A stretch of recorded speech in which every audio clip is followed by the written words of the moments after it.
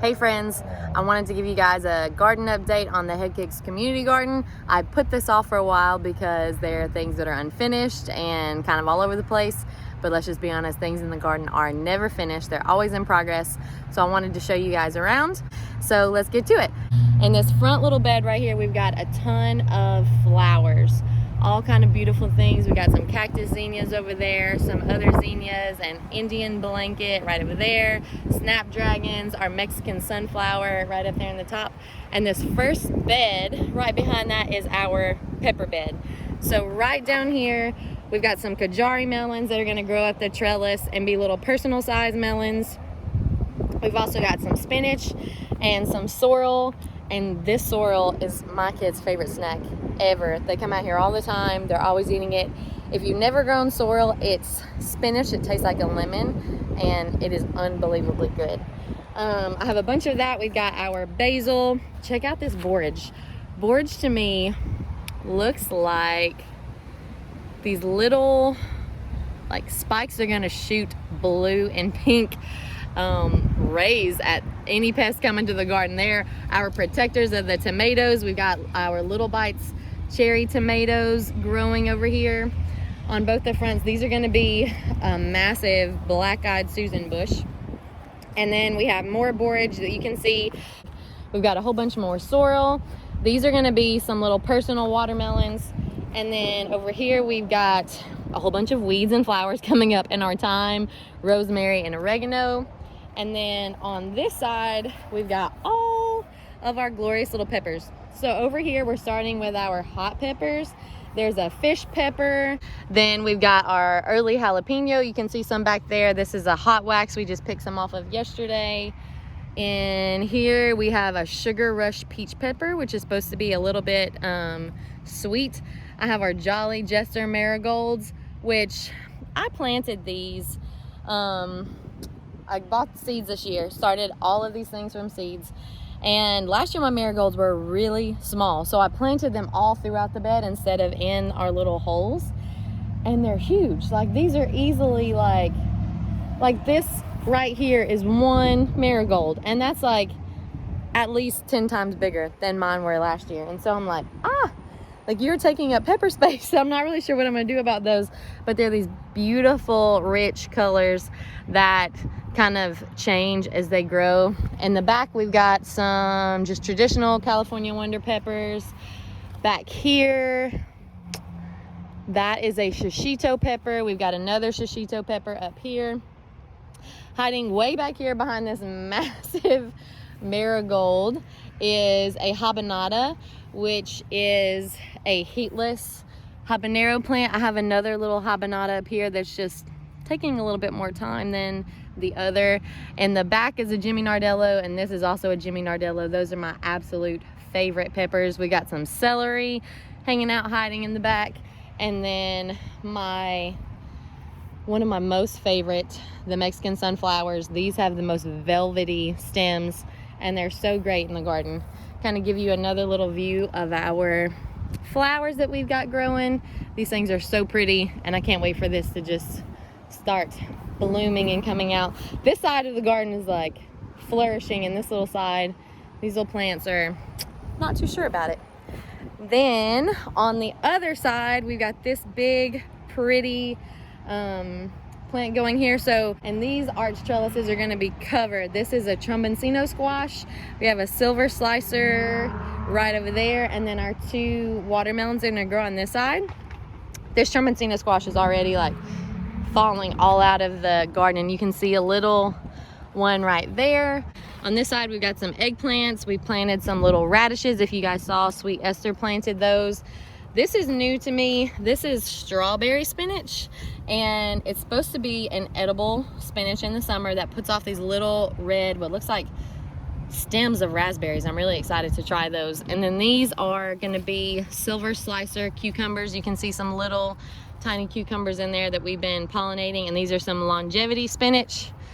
On the other side, this poor little flower bed got planted very, very late. So as you can tell, all this stuff is kind of struggling to catch up with that side, but it's okay, it'll get there. It'll catch up. We've also got some sunflowers I planted in there. This one is the yellow torch Mexican sunflower, and it is so pretty. Beautiful velvety stems. Behind these I have Roselle, which are one of my personal favorites. I like to make like Roselle Kool-Aid out of that. It's so good. I have some pumpkins that I planted on the edge, and I'm gonna let these pumpkins just grow and completely spill out into this yard over here. And then we've got more little cherry tomatoes, the little window box cherries that are growing. You can see some of them coming on right there. These are little determinate varieties of tomatoes, so they will only get about this tall, and they'll bush out a little bit, and then that'll be it for them. You can see these right over here. They are so pretty. We've got more borage, and I'm not really certain why, but this side of the bed is looking super lush. Everything's growing really well and really tall, and then that side of the bed is kind of struggling. So I'm going to see if maybe I did some fertilizing different. Here's another really pretty zinnia on the end of this bed, which I'm going to have to relocate these so our Tramontino squash doesn't take over. We have herbs. So we've got our rosemary, a variegated thyme, some bee balm. These are the Tiny Tim tomatoes, and this one is kind of really taking a beating. Some basil, and this is more oregano, I believe. We've also got some cranberry hibiscus that are growing over here. I've got some amaranth and callaloo and some Chinese lantern flowers in here that I started from seed that I have not planted yet. This poor guy needs to be staked up. This is going to be another tomato. And I have some squash that are planted on the outside. These in here, if we look in and see, are some Gilbert Englisher squash. I need to come make sure I pollinated those again. And then I've got some little cucumbers that are going to grow up this trellis right here in the front. This is just a little thing that I experimented with for some flowers, and you can see these little black magic bachelor buttons are about to open up and say hello. And then on this back side over here, we've got our kale and cherry tomato beds. So this year I decided to go with some white Kilimanjaro marigolds also, and they are super pretty, adding some color in the garden. And this is something that I'm learning this year. Something really interesting that I've been finding is nothing in the garden performs the same whatsoever. And here's a really good example. So on this corner is a borage right here, and right there is also borage. And you can see that this one is really big, really full leaves, looks great, but zero flowers. And then just over right here is another borage, smaller leaves, taller, with a whole bunch of little gangster flowers that look like they could attack any pests that start coming in the garden. I don't know what I did different. I don't know if it was pollinated different, or I don't know. They're in the same thing. I'm giving them all the same love. They're just growing a little bit different. In here we have some different little cherry tomatoes, some purple opal basil, and these kale have been in here probably since maybe like August, something like that. I planted these in the fall, put these in here, and they're looking great. I'm constantly harvesting from the bottom of these. I would probably give it like maybe another month or two, and then these will just be stalks. The caterpillars come in and just eat everything to the ground, and it just is what it is. I don't have the time to fight it or to come out and put things on it. I try to garden as organically as possible, so I don't like adding 7 dust or other things like that. And I just let them do their thing. It makes more room for the tomatoes, and I leave the stalks. So these stalks you see right in here will pretty much get eaten all the way to the top of that, and they'll just be a nub in the garden. And I will leave those nubs in the garden because come September again, where we have really nice weather, the days are starting to get cooler, this stalk will start growing leaves again. And I'll start getting kale from all of these little nubs and not have to start over from a brand new plant. Before we sold our house in March, I had a kale plant that was coming into its 3rd year of being in my garden. But don't pull your kale stalks out. They will keep growing. At least in South Louisiana, they keep growing for me. These are a blue curled Scotch kale. Then I have more cherry tomatoes. These are a feathered frills kale. They are so pretty and unique. Definitely a different taste and texture in salads. Got some, I believe this is lemon basil. My sweet girl that you guys may have seen loves to come pull out tags. There's another one of those marigolds, and then some red Russian kale that we're still picking on. Got some more basil.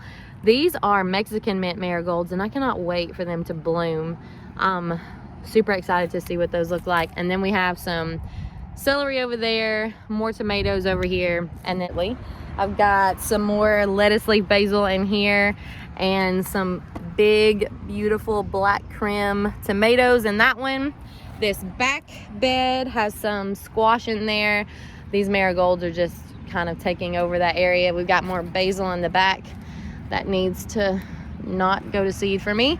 I am letting this one go to seed to save some seeds, and there are those beautiful flowers in the back. We've got more borage.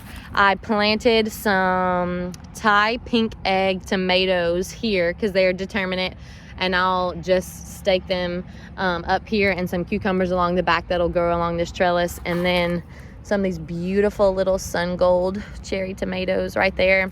We got more borage on this side, and these are beautiful little 8-ball squash.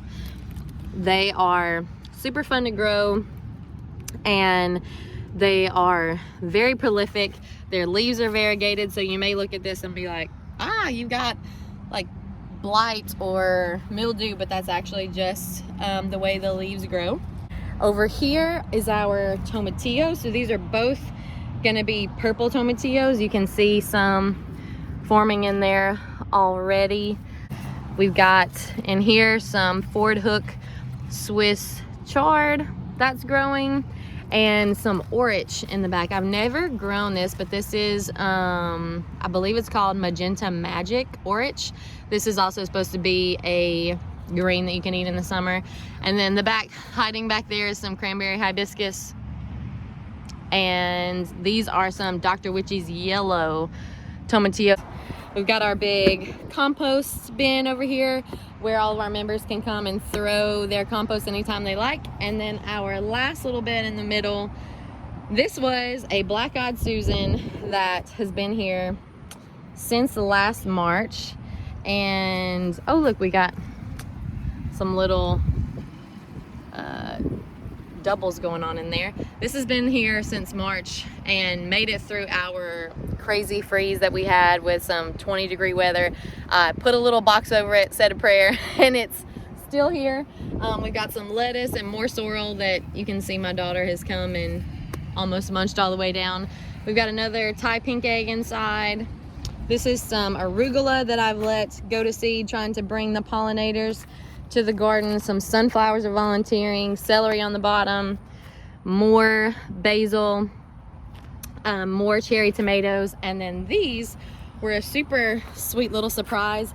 I don't remember having a sunflower right here last year, but I must have, because sunflowers, and this thing is literally as tall as me. It is up there, and I'm thinking that this is the kind that's gonna put sunflowers off all the way. And right up here, it wants to open so bad. It's so close. Got our first little cucumber of the year right there. And so this is our little middle patch. And then our last stop in the garden, we have some other peppers that I put in these little pots to free up some space, and clearly I need to come do some weeding. These are the Jimmy Nardello peppers. There's some Sugar Rush peach in the back, and the habanadas up here. And then I planted one of the Thai pink eggs in here, and this is tatsoi that I've been letting dry out to save seeds from. And then I've been letting this little lettuce flower. This was given to me by a friend and I didn't have any seeds for it, so I'm letting that flower. so that I can save seeds from that. And that's our garden.